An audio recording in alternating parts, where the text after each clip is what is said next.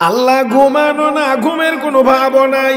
আল্লাহু লা ইলাহা ইল্লা হুয়াল হাইয়ুল কাইয়্যুম لا تأخذه سنة ولا نوم له ما في السماوات وما في الأرض من ذا الذي يشفع عنده إلا بإذنه يعلم ما بين أيديهم وما خلفهم ولا يحيطون بشيء من علمه إلا بما شاء وسع كرسيه السماوات والأرض ولا يؤوده حفظهما وهو العلي العظيم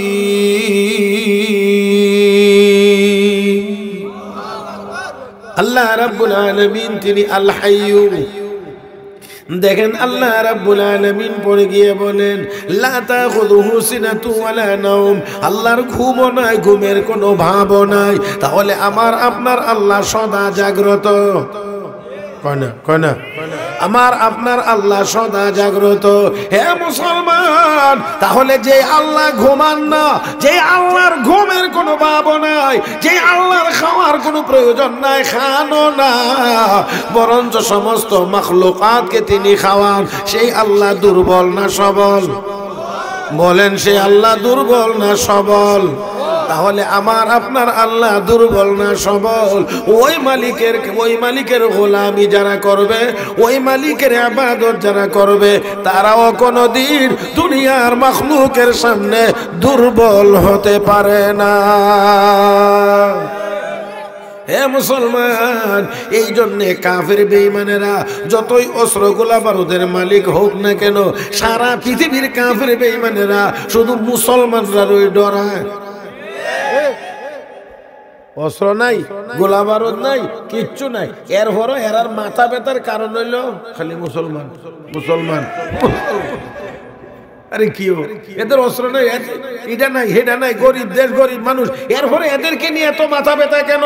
কারণ তারা জানে এদের কাছে এমন একটা শক্তি আছে, যেই শক্তিটা যদি জ্বলে উঠে, দুনিয়ার কোনো অস্ত্র দিয়ে এই শক্তিকে ঠেকায় রাখা যায় না। সেটা হলো ঈমানের শক্তি। কিসের শক্তি? ঈমানের শক্তি। এটা যদি জ্বলে ওঠে, এটা যদি জ্বলে ওঠে, কোন অস্ত্র গোলা বারুদ মিসাইল টিজাইল ক্ষেপণাস্ত্র কি বিমান কামান কোনো তান দিয়া কাম হয় না। আরে দেখেন না, কারণ মুসলমানের শক্তি হলো তার ঈমান। এই শক্তি আসে আল্লাহর পক্ষ থেকে। মুসলমান ওই জাতির নাম যারা মরতেও জানে। দুনিয়ার কাফের বেঈমানরা সবকিছু করে শুধু বাঁচার জন্য, যত কিছু করে শুধু বাঁচার জন্য, শুধু বাঁচার জন্য। আর ইমানদার বাঁচবো ইমান নিয়ে, মরবো ইমান নিয়ে। কেউ যদি পথে বাধা হয়ে আসে, আমার জীবন যাবে কিন্তু ইমান যাইতে পারে না। মুহতারাম হাজিরিন, আপনাদের স্পিড তো আলহামদুলিল্লাহ অনেক বাড়ছে, যাক শুকরিয়া। তাহলে এবার একটু আওয়াজ করে বলেন, আমাদের জীবনের দাম বেশি না ঈমানের দাম বেশি? সাহাবায়ে কেরাম ঈমানের জন্য জীবন দিয়েছেন। জীবনের জন্য ঈমান না, ঈমানের জন্য জীবন। আর এখন আমরার জীবন হলো দুনিয়া কামাই করবার জন্য জীবন, সুদ খাওয়ার জন্য জীবন, ঘুষ খাওয়ার জন্য জীবন, চুরি করার জন্য জীবন। কি অবস্থা! যেদিকে তাকাইবেন সেদিকে দেখবেন শুধু চুরি, ডাকাতি, চিন্তায়, হাইজ্যাক, অমুক তমুক, দুর্নীতি, এটা ওইটা। মানে কে কার আগে খালি বেশি খায় মোটা হইতো। তো বেশি খাওয়া, বেশি খাইতে পারলে কি খুব দামি মানুষ হওয়া যায়। বেশি খাইতে পারলে আপনি একটা গরু এনে পারবেন, কারণ গরু আপনার চেয়ে বেশি খা। কথা না, গরু কম খা না বেশি খা? তাহলে আপনি বেশি খাইতে পারলে কি হইলেন? মানুষ হইলেন না গরু হইলেন? বেশি সময় ঘুমাইতে পারলেন তো গাধা বেশি সময় ঘুমাইতে পারে, তাহলে মানুষ হইলেন করতে গিয়ে গাধা এনে হইলেন। আরে বেশি খায়া মানুষ হওয়া যায় না, বেশি ঘুমায়া মানুষ হওয়া যায় না, জানোয়ার হওয়া যায়। কম খায়া আল্লাহর ওলি হওয়া যায়, কম ঘুমায়া আল্লাহর ওলি হওয়া যায়। وعباد الرحمن الذين يمشون على الأرض هونا وإذا خاطبهم الجاهلون قالوا سلاما والذين يبيتون لربهم سجدا وقياما والذين يقولون ربنا اصرف عنا عذاب جهنم إن عذابها كان غراما إنها ساءت مستقرا ومقاما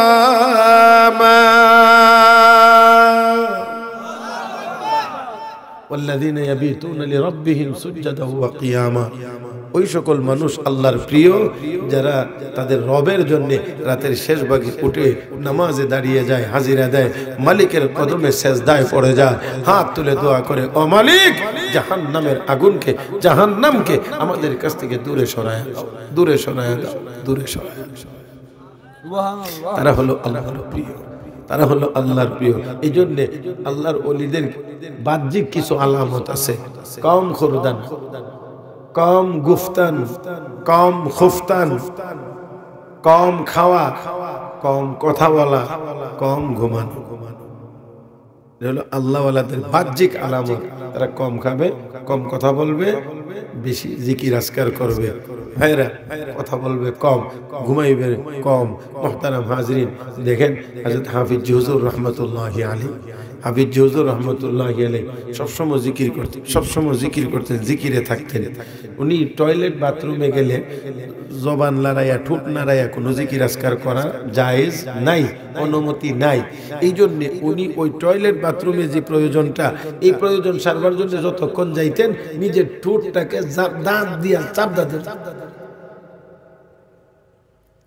এরকম করতে করতে একদিন একটু বেশি চাপ পরে কেটে গেছে, রক্ত বের হচ্ছে। বের হয়ে আসার পরে জিজ্ঞাসা করা হইলে, হুজুর আপনি কোনো পয়রাটের ব্যথা পাইছেন? না, ব্যথা পাই নাই। তো ঠোঁট দিয়ে রক্ত আসছে কেন? দেখো আমার জবান তো সবসময় আলহামদুলিল্লাহ আল্লাহর জিকিরে চলে, এখানে গিয়ে অত জবান বন্ধ হয় না, আমি বন্ধ করে রাখতে হয়, বন্ধ করে রাখতে হয়। রাখতে গিয়ে দাঁত দিয়ে চাপ দিয়ে যে ধরে রাখছি, দাঁত গিয়ে এই ঠোঁট কেটে ভিতরে ঢুকে গেছে, এই জন্য রক্ত পড়তেছে। আপনার জবান দিয়ে জিকির আয়ে না, আর ওনারটারে ফিরাইতে গিয়া ঠোঁট কাটা লাগে। এখন বলেন কিছু ব্যবধান আছে না নাই? আরে তারা ছিলেন মানুষ, আর আমরা হলাম মানুষের রূপ, সুরতরা কি আমরা সুরতরা মানুষের, কিন্তু আসলে কাজ কাম দেখলে শয়তানও জানি এখন আমরা কাছে বেশি আসতে চায় না। ও তুই আমার থেকে আরো 2-1 ডিগ্রি উপরে আসো। আল্লাহ আল্লাহ, আমরা এক শ্বাসে যত মিথ্যা কথা কইতে পারি। মাঝে মাঝে অনেকের কথা শুনলে আমার কাছে মনে হয় শয়তানও জানি আশেপাশে নাই, যে সর্বনাশ তুই এক শ্বাসে যত মিথ্যা কথা কইতে পারো, আমি মিস্টার শয়তান এত মিথ্যা কথা একসাথে কইতে পারি। আল্লাহ আমাদেরকে হেফাজত করুন, সবাই বলি আমিন, আরো জোরে বলি আমিন। কষ্ট হইতেছে? হ্যাঁ, মোটামুটি 20 মিনিটের মতো হয়ে গেছে, আরো 10 মিনিট যদি করে লাই কষ্ট হইব নি? আইসি যখন আইতে গিয়া সুবহানাল্লাহ, এই সিজনের ভিতরে মনে পুরা সিজনের ভিতরে, শীত সিজনে আজকে মনে আমরা এই একদিন, যেই দিন এই পরিমাণ কুয়াশা হয়েছে, আগে যে কয়েকদিন গেছে এরকম লাগছে না, কিছু ফাঁক ফুক পাওয়া গেছে। আল্লাহ আজকে যে আল্লাহ যাতা দিয়ে ধরছে আর সাড়ে টানে না।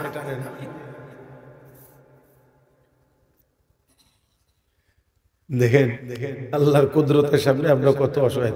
কুয়াশা, কথা বুঝছেন না? এইটা মোকাবেলা করার কোনো ক্ষমতা নাই।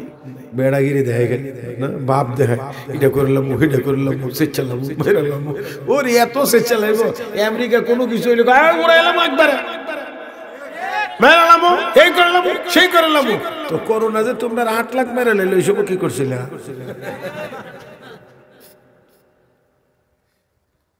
কাদের কুদরত দারি বর কামাল, আন্ত হাসবি আন্ত রব্বি যুল জালাল। কাদের কুদরত দারি হর চাহি আকুনি, মুর্দারা তো জানে বখশি, জিন্দারা বেজাকুনি। সকল ক্ষমতার একমাত্র মালিক এটা আল্লাহ করোনা দিয়ে একটু ভালো করে বুঝিয়ে দিছে। হ্যাঁ, সারা দুনিয়ার সব মানুষের যত বোমা টোমাওয়ালা আছে, বড় বড় বিমান কামানোলা আছে, সব দিন আল্লাহ এমন সাইজ করা করছে যে এত কিছু থাকলো, এত কিছু আইলো, একটু পারলে না একটু ফিরাইতে, একটু গুলি টুলি করতে পারলো তো না। কি করছে জানে তো সবাই জানে। চাইনাতে যখন এটার প্রথম ধরা পড়ছে সবাই বিমান বন্ধ, যদি বিমান চলাচল থাকে তো করোনা বিমানও বইয়াই গেল,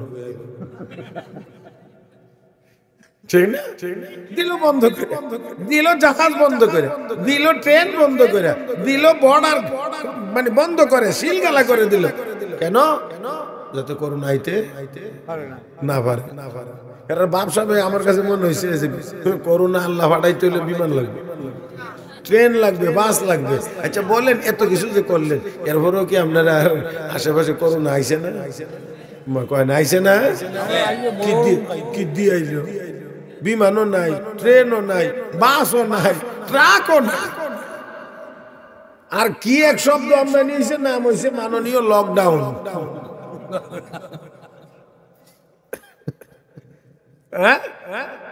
কিছু কয় কি লকডাউন?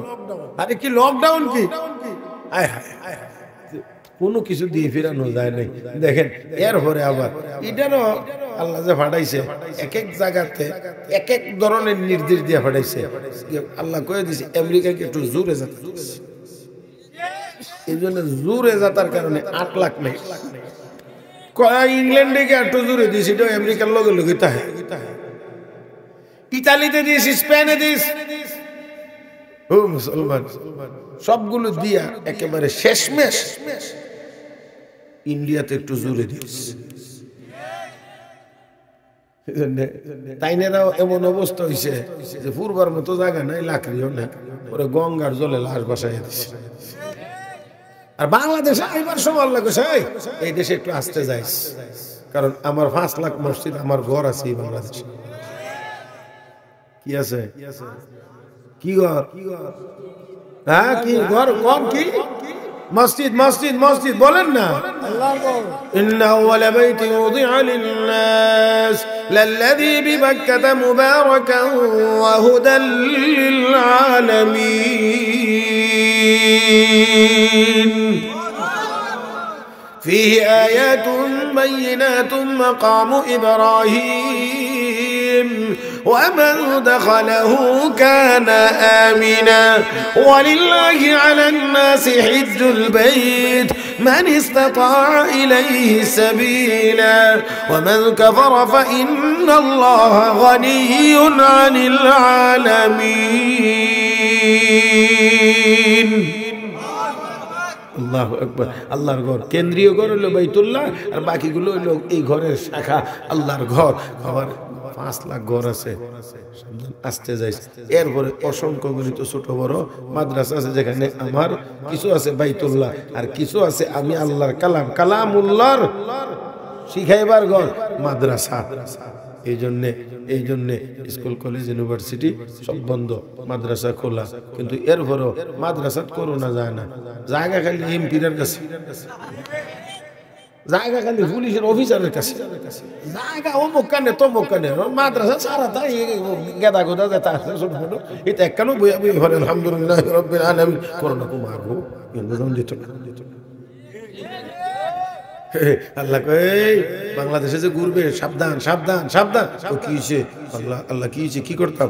কয় মসজিদ দেখলে ডাইনি দিয়ে যাইস, মাদ্রাসা দেখলে বামে দিয়ে যাইস, ওয়াজের ভ্যান্ডেল দেখে আবার ভিতরে ঢুইস না, উপরে দিয়ে যাইস গা।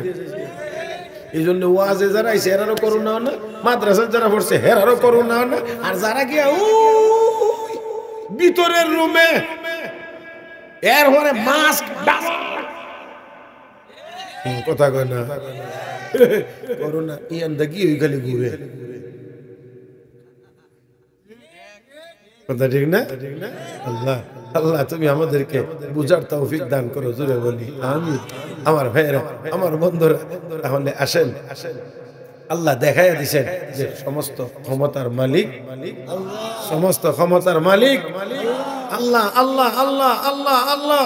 এ মুসলমান, এর বাহিরে আর কিছুই নাই। তাহলে আল্লাহকে বিশ্বাস করার নাম ঈমান। সব ক্ষমতা যদি আল্লাহর হয় আর ওই আল্লাহর প্রতি যদি কারো ঈমান থাকে, তাহলে ওই ঈমানদার দুর্বল হতে পারে না। এই জন্য কাফের বেঈমানেরা খালি ডরায় ডরায়, ইডি না জানি ইডি ঈমানের বাতি জানি কোন সময় ফাত করে ওঠে, না জানি কোন সময় জ্বলে ওঠে। এই ডরে এই ভয়ে কত জাতের চিন্তা যে করতে আছে, কেমনে এর দমন করে রাখা যায়, কি করা যায়, এই মানুষগুলির কি মুসলমানদের কি করা যায়। এই জন্য কিছু কিছু কিছু কিছু কথিত বুদ্ধিজীবী রুটি হালুয়া দিয়া দিয়া আমরা দেশের সিলেবাসের ভিতরে আমরা বান্দর বানাই লইতেছে। কথা বুঝছেন না? আরো আরো কত কিছু, নারী পুরুষের অবাধ মেলামেশা, এটা কোনো দোষ না। মানে পুরুষেরা যেমনি চলে মহিলারা এমনি চলবে, কোনো বাধা টাধা নাই, কোনো নিয়ম নীতি নাই, এটা কোনো সমস্যা না। মুহতারাম হাজিরিন, এরকম এরকম আরো কত কিছু, আরো কত কিছু।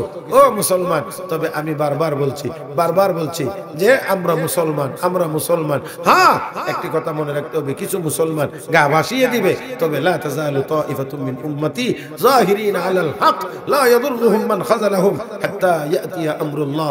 আমার নবী কয়, একটা কাফেলা থাকবে হকের উপরে প্রতিষ্ঠিত, যাদেরকে ধাক্কায়ও সরানো যাবে না, ধাক্কায়ও সরানো যাবে না, তিরস্কার করলেও কোনো লাভ হবে না, এরা কিয়ামত পর্যন্ত হকের উপরেই থাকবে।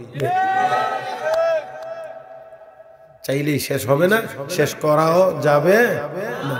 এই জন্য কাফের বেঈমানেরা এদের খুব ডর এটাই, কারণ এই দলটা, এই মুসলমানের দলটা যদি যদি ইমানের পাওয়ার নিয়ে দাঁড়ায়া যায়, তাহলে কোনো অস্ত্র এদের মোকাবেলা করতে পারে। তোমার সৈনিক পাঠাইলেন যুদ্ধের ময়দানে, যুদ্ধ করতে করতে ক্লান্ত, জয়লাভ হতে পারতেছেন না, সেনাপতি পাঠাইলেন সিটি আমিরুল মুমিনিন, আরো কিছু সেনাবাহিনী দিলে ভালো হয়। হয়তো তোমার কোনো সেনাবাহিনী আর দেওয়া হবে না, তোমরা বিজয়ী হতে পারছো না। এখানে সংখ্যার কোনো বিষয় না, সৈনিকের কোনো বিষয় না, তোমাদের আমলের কোনো জায়গাতে ত্রুটি আছে। দেখো, এখন আমিরুল মুমিনিনের নির্দেশ, সেনাপতি করে আপনার আমলের কোনানে ত্রুটি আছে, কোনানে ত্রুটি আছে, কোনানে ত্রুটি আছে, দেখো তো খোঁজ করে, খুঁজতে খুঁজতে গিয়ে দেখা গেছে মেসোয়াকের ত্রুটি হয়েছে। মেসোয়াক, যুদ্ধের ব্যস্ততার কারণে মেসোয়াক হয় নাই, এই উদ্দুর ত্রুটি হয়েছে। আমরা তো অনেক কিছুই চাই দেখে নিবি, কথা বুঝছেন না? তারা হাজির সুন্নত করে খুব তাচ্ছিল্য করে আমরা অনেকে ছেড়ে দিই। কি ছুটে গেছে? মেসোয়াক। এখন সেনাপতি তাড়াতাড়ি যুদ্ধ টুদ্ধ বান, আগে ডাল ভাঙো, মেসোয়াক বানাও আর মেসোয়াক করো। খেলাফে পয়ম্বর কাছে রাহগুজির, খেলাফে পয়ম্বর কাছে রাহগুজির কে হরগিজ বমঞ্জিল न खाहद रसीद, तू को जाओ सुन्नते अहमद को जा, बा मुहम्मद कई बोद निस्बत तोरा। পয়গম্বরের সুন্নতের উল্টা গিয়ে কেউ কোনোদিন গন্তব্যে পৌঁছতে পারে না। ও মুসলমান, এই জন্যে একটু চিন্তা করা দরকার, তুমি আমি কোথায় আর তোমার পয়গম্বরের সুন্নত কোথায়। এবার সেনাপতি নির্দেশ দিলেন, মেসওয়াক করো। মেসওয়াক সাধারণত আঙ্গুল পরিমাণ মোটা হয়, আধা হাত পরিমাণ লম্বা হয়। সবাই এই আঙ্গুল পরিমাণ মোটা ঢাল ভেঙে মেসওয়াক শুরু করেছে। রব্বে করিম কয়, আর কিছুই লাগবে না, এই চিকন ঢালটাকে মহান আল্লাহ মোটা মোটা করে কাফের সৈনিকদের চোখের সামনে তুলে ধরেছেন। সাহাবীরা মেসওয়াক করে আঙ্গুল পরিমাণ মোটা ঢাল দিয়ে কাফের বেঈমানরা দেখে এই মোটা মোটা গাছ দিয়ে দাঁত মাজে। অসম্ভব নেই, অসম্ভব নেই।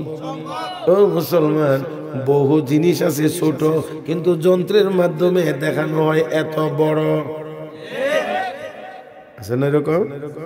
যন্ত্রের গ্লাস আছে, ধরলে দেখবেন এটা এত বড় দেখা যায়, আসলে কি বড় নেই। তো গ্লাসের মাধ্যমে যদি, যন্ত্রের মাধ্যমে যদি বিজ্ঞান ছোট জিনিসকে বড় করে দেখাইতে পারেন, আমার আল্লাহ কি একটু ঢালকে মোটা গাছ বানাইতে পারেন না? এখন দেখে তারা দেখে এই মোটা মোটা গাছ দিয়ে দাঁত মাজে। একটা ব্রাশ হয়ে অত বড়, তো নাস্তা কি পরিমাণ খাইবে? হ্যাঁ, ব্রাশ এত বড়, নাস্তা কত বড় লাগবে, তোরা না আস্তে আস্তে খাইবে।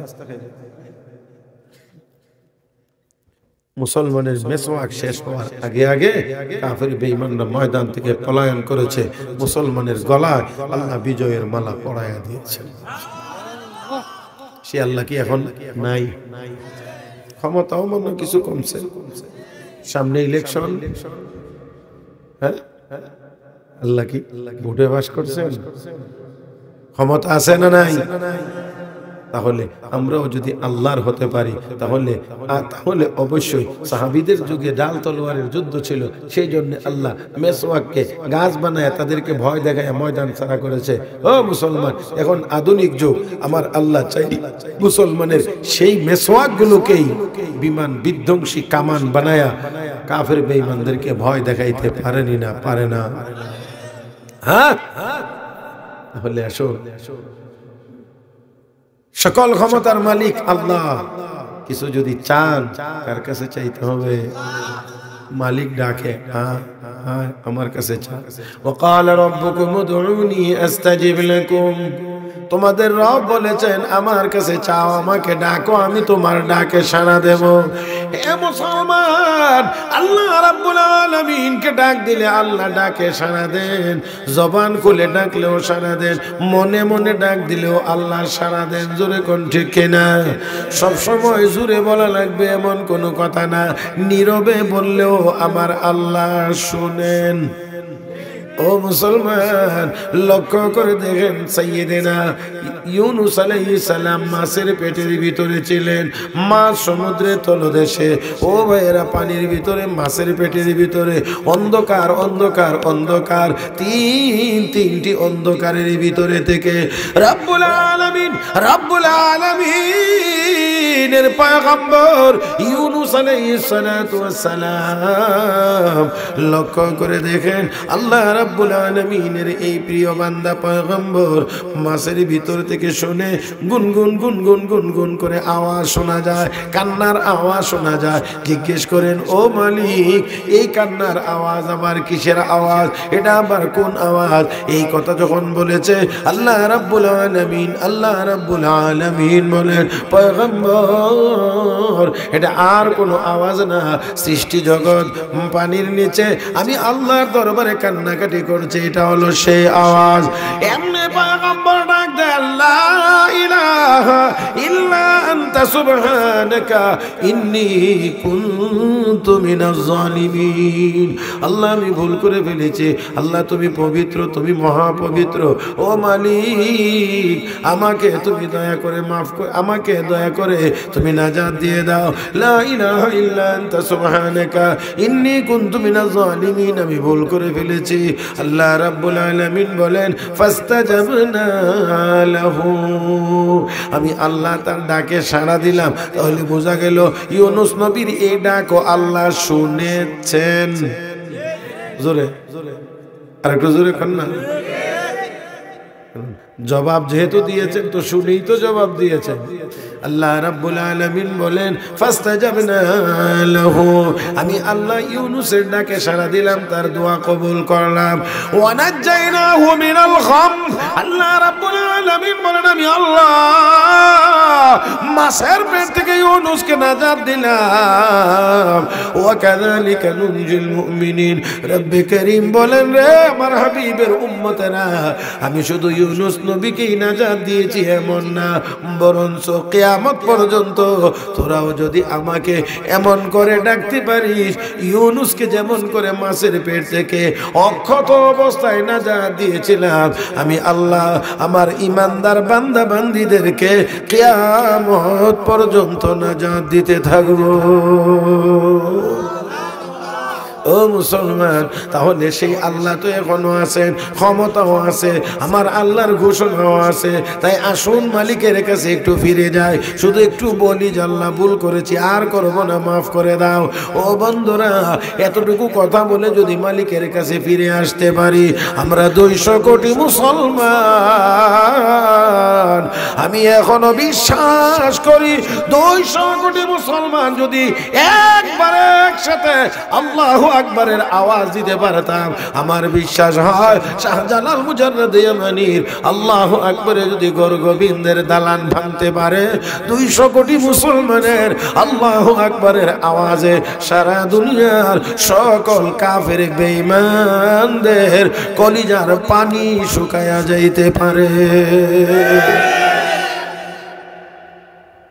অসম্ভব নয়, সম্ভব।